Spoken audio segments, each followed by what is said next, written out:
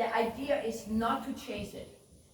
To get a quicker hind leg does not mean you run it faster, faster, faster, faster. That is not gonna teach them to get quicker. It would be walk, halt, walk, halt, walk, halt, walk, halt, trot, walk, trot, walk, trot, halt, trot, halt. You see right there what he did. She asked him to go, he said, bam, one correction, over with. And then the question is, did he learn from that? Can she do another halt, and then trot on and he will learn? Or walk, and now she does halt. Yes. And so at this point, now that's very important, at this point it does not matter if the head comes up. They will bring the head up. And don't pull back. Don't sit here and then say, I said trot, and then pull back. Like that would totally be wrong. Why would you do that? What is he supposed to think? So if his head comes up, it just shows I didn't pull him. Then I can say, hey, wait, you know better, back here. Okay. Try again. Pay attention. Look at his ears. He's like, oh, you were doing something more. And the other idea is also that when you have to kind of make it easy for the horse to understand. At that point you say, listen to my leg. You don't concentrate on the roundness at that point. The horse has to learn to react to your leg. Then when he gives you that reaction, once he has that, then you can put the two parts together and say, listen to my leg and stay round.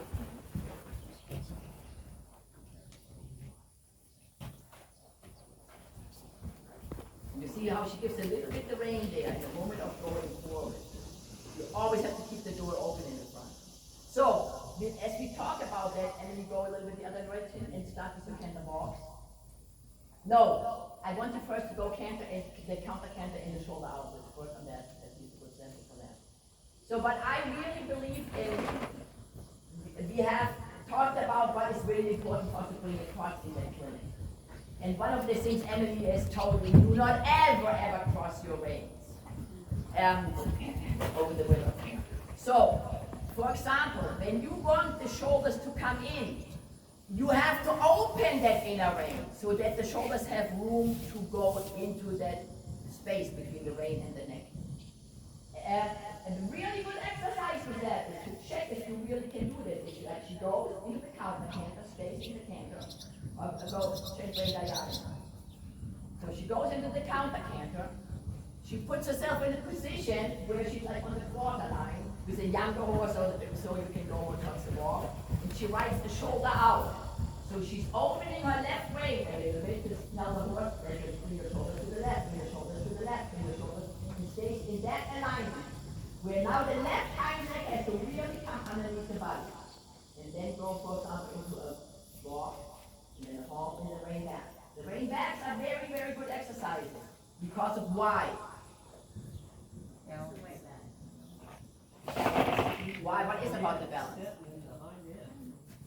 Right. It is a collecting exercise. So back to Chris's question.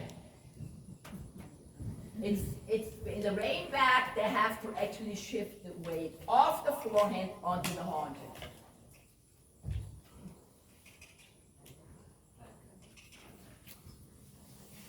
Say he's sitting, but he has to learn to still stay more elevated.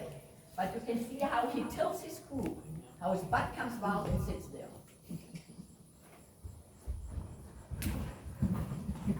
Again, this is a 5-year-old. We're supposed to be showing you guys perfect, right? Yeah. So there you saw, he picked up the wrong lead, she brings it back and does it again. The rein back is not perfect. It would be not show ready, but it is used as a tool to teach him in that exercise. You're going to have that.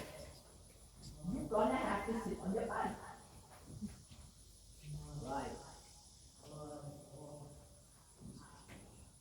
And the other important part is in the rein back, you can initiate it with legs back, moving a little bit forward, initiate it with putting your leg on into the holding rein, but then the moment they step back, you have to get lighter. The moment they step back, you have to get lighter. So now we start, do you want to go from there to the changes, Emily?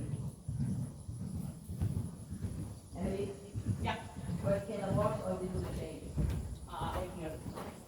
We'll see. Right? So she's gonna go counter canter again. And one very good exercises. So now she's not going to do it there. Don't do it there, Emily. She comes around on there. You see how that left hind leg has to come under She's doing the same on the other side, but she wants to stay away from the wall, off the wall, with an angle, a little bit shoulder out, shoulder out. Then she takes the neck to the right leg, heels him, away from her right leg, and now asks for the change. What?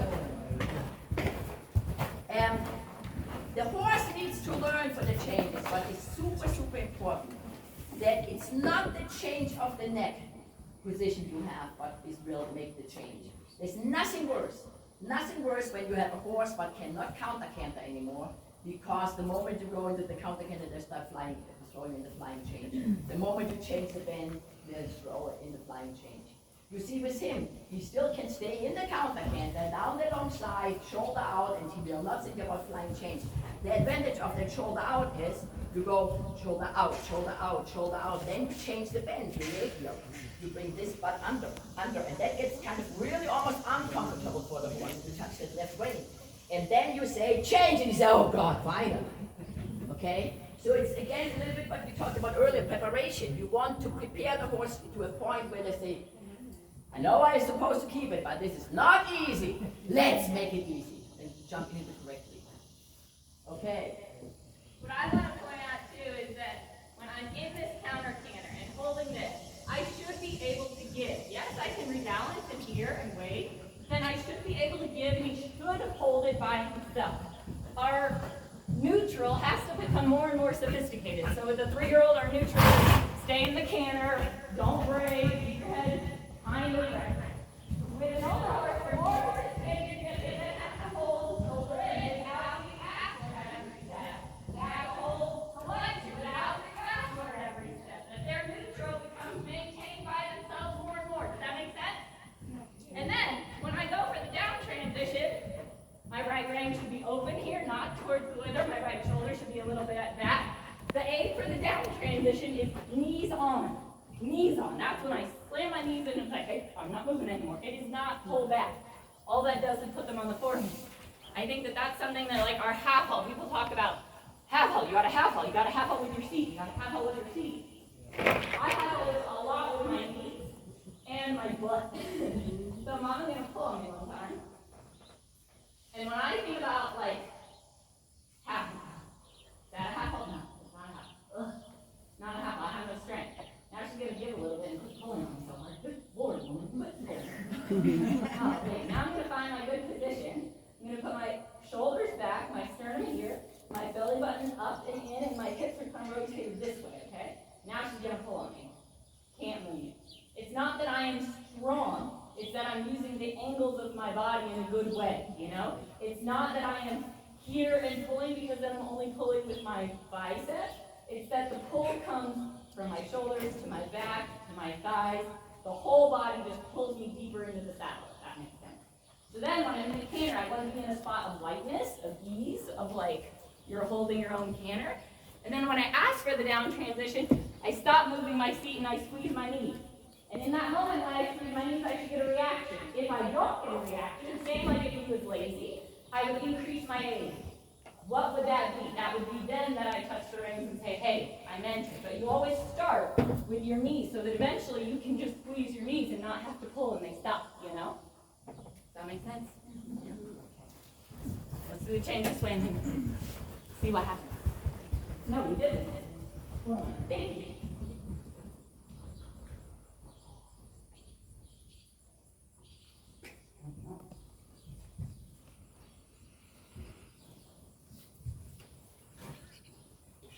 I like it because he's hot, but then he also just walks. That's also important, you know?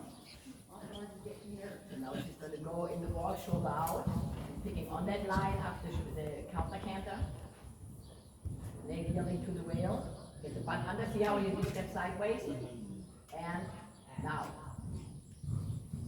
Yeah, that was running, and you do not punish them for it, you just do it again. That's why we use all this, and this is, you cannot just see the perfect horses. This is a 5-year-old one who's learning the flying change. You guys have to understand that. You go to the Close, wasn't it? Wasn't close. Do you know what leg behind means? Who can tell me what leg behind means? I think that's prize-worthy. Was that clean or leg behind? Oh, leg behind. It was like, What I felt like it was dirty. It was within the same step, but the hind leg did not land first. It didn't have much reach here, but it came through first. Okay. Yeah. I'll give it to him. Benefit of the doubt. But clean is when you can see it on a horse later that knows it. The hind leg lands the change first, and then the front leg comes down. You know that it's hind leg and then front leg, not like a hunter change where it's they land the front and then the hind comes within the same step, but after. Okay. Okay. We'll try. Or I would say you can use it again. well, this is clean. Yeah, but. Please, please. Yeah. There was a lot of discussion, we didn't feel it was. So, as she's doing it again, you would. I always keep my whip on my. Which one do you think is his best gait? Walk, or canter? Oh, I would say it's canter. Who is for canter? Who is for trot? That was fine.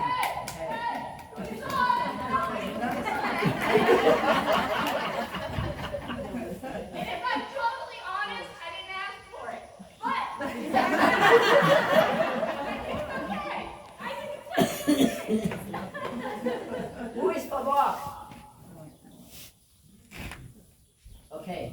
The interesting part is that the walk people and the canter people, they are, it shows you how the walk relates to the canter. It's when I would say they're all three very good days. You talk to the rider, she says canter without a question. Yeah.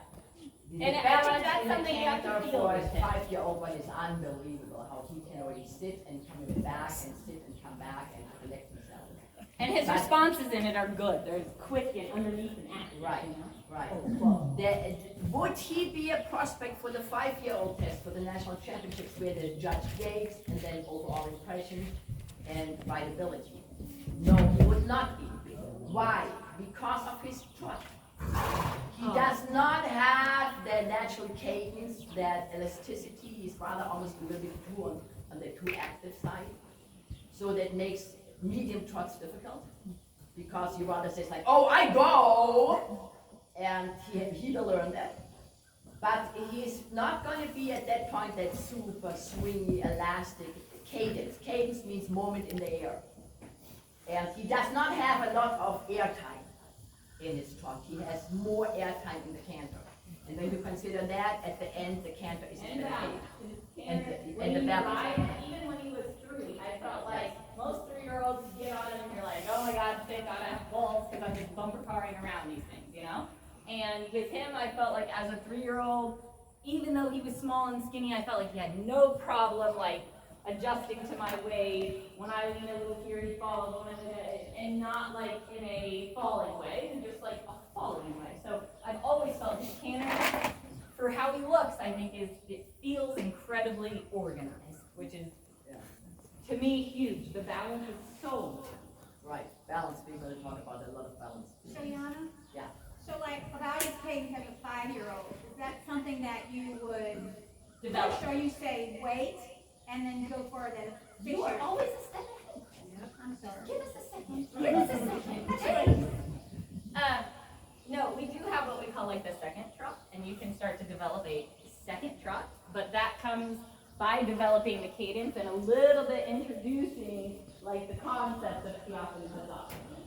How do you do that? At 5, he to me is still a pretty green 5-year-old in the sense that like, He was late maturing. yeah, and you can still look at him now. He kind of looks like a baby horse, you know? He's like baby. Mentally, I think he's totally there. Physically, I have started a little bit dry, you know? We can play with it in the trot and we can kind of see it, but it's not there by any means yet, you know? But to introduce it, if it doesn't wig him out, if you're doing it correctly, if you always have a forward thought and the out in your mind, even like these trot halts that we did, that to me starts developing the trot. That's the first, introducing a half halt, introducing a little bit paying attention, be crisp. But you always have the door open. That is already starting it. You don't realize how early half of these things start, you know? The shoulder in, that is a prerequisite for canter pirouette, you know? You have to start those things early. Okay, walk pirouette.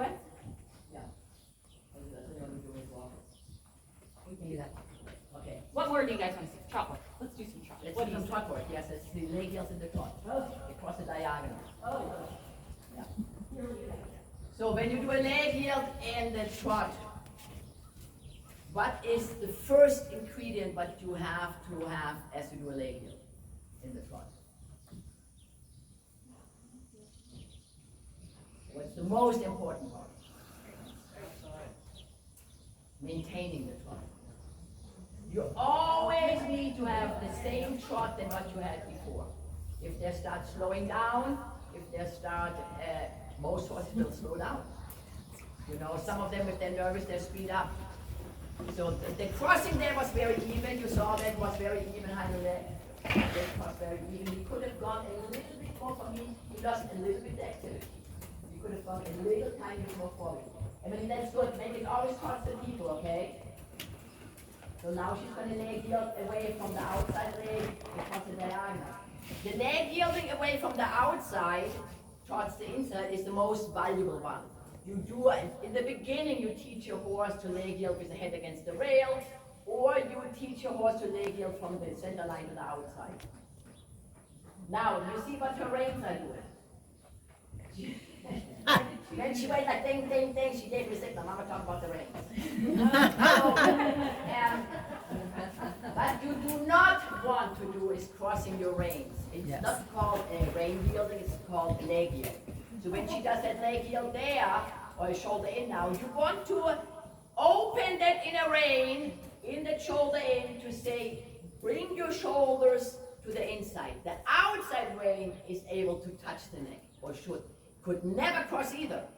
It has to stay on each side of the neck. But you need to be able to say, I open that inner rein, there.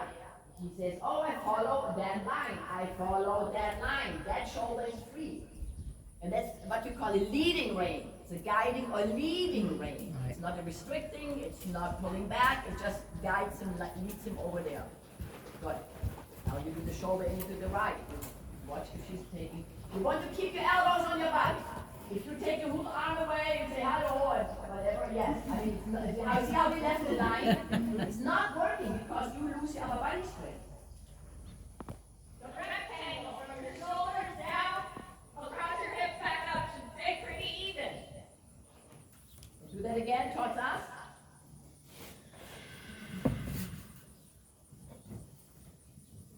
Belly button points through his ears, hopefully. Yeah. Eyeballs through his ears. Yeah. Good. Now, if I would go with the classical aids, she's a little bit incorrect. Who knows the classical aids from the shoulder in? Where's the inner leg supposed to be? At the girth. At the girth. Girth is a little bit coming back. Where's the outside leg is supposed to be? Further back. Correct. It's a so-called also restraining leg aid. Because what you do not want, you want to bring the shoulders in. That's the deal. The inner leg is at the girth. It's your driving aid to say step under inner hind leg, step under inner hind. The outside leg is back to say no, you are not pushing the butt out. Because it would be very easy for the horse to say, oh, I put this part in and I put this part out. Then I really don't have to do anything much. Then it's leg. Okay? So the outside leg back says, no, no, no, no, no, you stay there. And that would be important for the haunches in. So Oh, I got a good question. Okay, I'm gonna do two things. I'm gonna do something first, then I'm gonna do something second. You guys tell me the difference. Good. You ready for the phone? Yeah. You drop your right shoulder. Oh, sorry.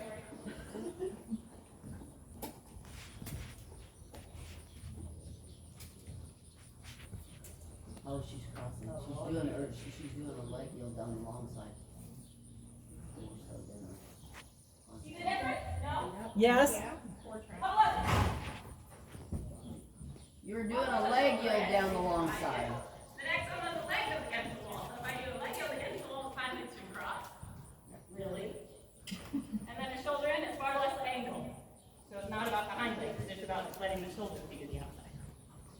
Okay, that was my whole thing. So you wanted to show the difference between the shoulder out and the leg? Yes. Okay, not shoulder in. Shoulder and leg. So she did in the beginning. Do that again because it was here. So there you see three tracks. In this case, the outside hind leg is in line with the inside front. And the hind leg is not. Now it gets to be a leg. Now you see 4 tracks, that means you see all 4 legs. And the hind leg is crossed. Okay? And judges will punish you for that.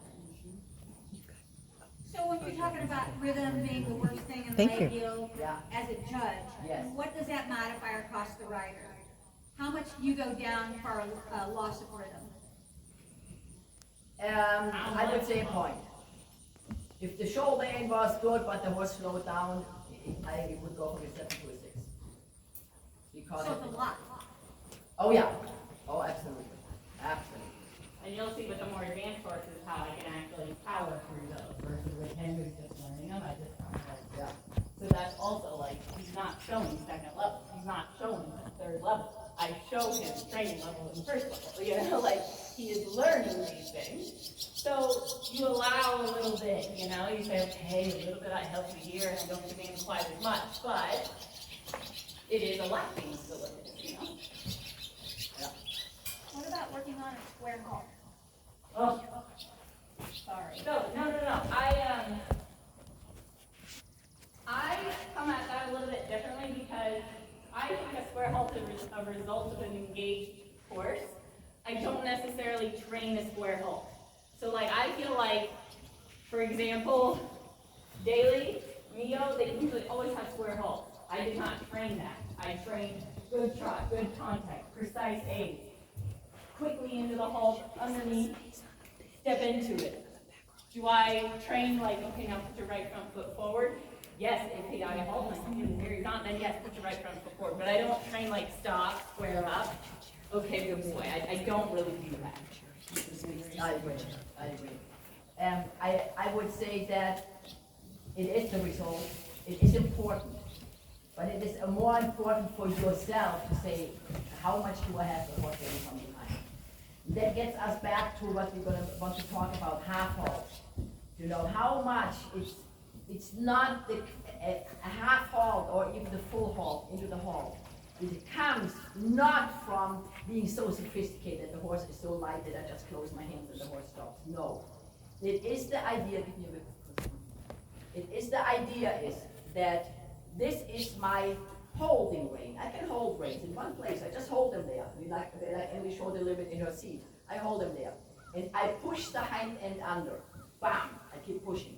And see how the horse gets wound. You're building that bridge. We are building a bridge. And that bridge enables the horse to lift the back up. That's really the only way a horse can carry a rider. When you look at their spine, they're not supposed to carry any weight from their back whatsoever. That don't break down is amazing enough. The neck is built upside down. You ever look at how the neck, the vertebrae are upside down in the neck? Whoa! I mean, it's weird enough that the horse can go like this the whole time. So, we build that bridge. And then, the moment the horse steps under, more forward, under with the hind leg, it hits the front. Because we're telling him, go, go, I want you to go. He hits the front. And with the standing, it's like he hits the wall and backs off it. And that backing off it raises the shoulders, raises the neck, and at that point, you don't even have to actually give. It would be great if you can give, but the horse creates a slack on his Gives own. its own gift. The Gives horse its own creates their own, that they rise up, and you want to think you're a dance partner, so they can't be slouchy, they've got to be like here, and then like I said, you've got to find that neutral where you can back away, but they stay in that position in frame. They know that they're your dance partner, they're going to keep their elbows up and their chest out, and they're going to stay there. Even if you walk away and come right back, they're going to be right there for you.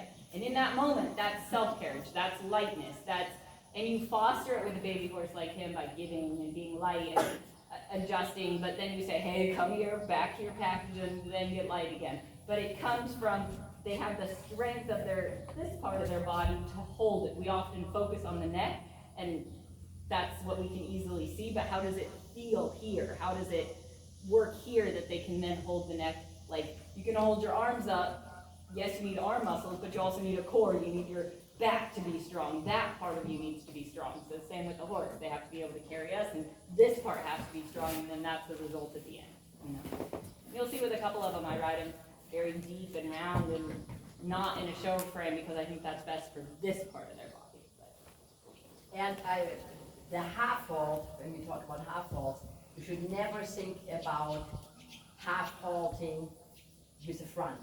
You should, yeah, exactly, you should not ever think backwards. You always should feel like I push the back into the front. So it's like, yes, maybe the front is waiting for that once, Emily used a good term, the freeze, what did you say, the freeze frame? Freeze frame.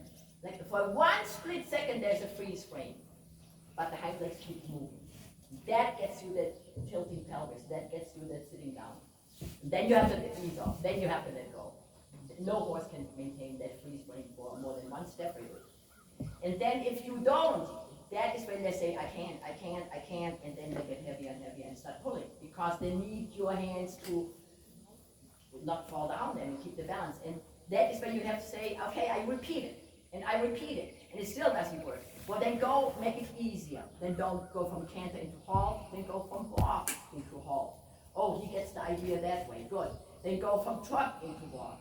Go, find the easiest way for the horse to understand it. And still have that problem. Like, find the easiest space that you have that problem in the easiest thing. So like, if you can't get your half halt through in the piaffe and they start to get behind your leg, don't school the piaffe. Go back and get a halt where you feel like if I wanted to trot out in a quarter of a second, I could. If I wanted to walk out in a quarter of a second, I could. They stay in front of my legs in something very easy, so that then you don't create a bigger problem in the piaffe. Find the easiest possible thing where you still feel that problem, that issue, that lack of balance, that lack of perfection, you know? Fix it there. Don't try to fix it in the hard stuff. It's too hard. Yeah. It's not giving up, it's being smart. Anything else with him, or is he No, done? he's done. He says, my gosh, wasn't that good, guys?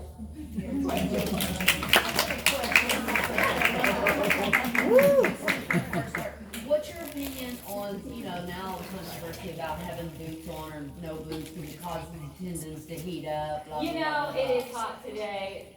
To be quite honest, this horse lives where he's inside outside. If you look at him, he's got like 50,000 stripes on him. I put the boots on to begin with today. Usually I ride him barefoot, usually I ride him without boots. I'll usually ride the ones that have like shoes on in the front. I'll put boots on them. I have one horse that I do put wraps on. He has an old injury, so I'll wrap him. But I have heard that, and of course I want to be very conscientious of these horses' legs. And I talked to somebody about that, and he said, if you're riding your horse for 4 hours across a desert that's really hot, then maybe yes. But he's like, in general, if you wrap your horse and you use the estrogen pads underneath, and they're cotton and they're breathable and they're clean, then you're not gonna cause much damage. Ice them afterwards, that's your best bet. Ice, ice, ice. So that was his opinion, and so I followed his opinion. Then it's kind of, it's a good question, because Yeah, Emily I and worry are about that totally whole different. None of my horses ever wears wraps, boots, or anything, never. Not in the warm-up before a show, not in the clinic, because I feel like, yeah, it looks pretty, but I don't ever do it. Why would I change my idea behind it just because it's a fancy clinic with a fancy instructor?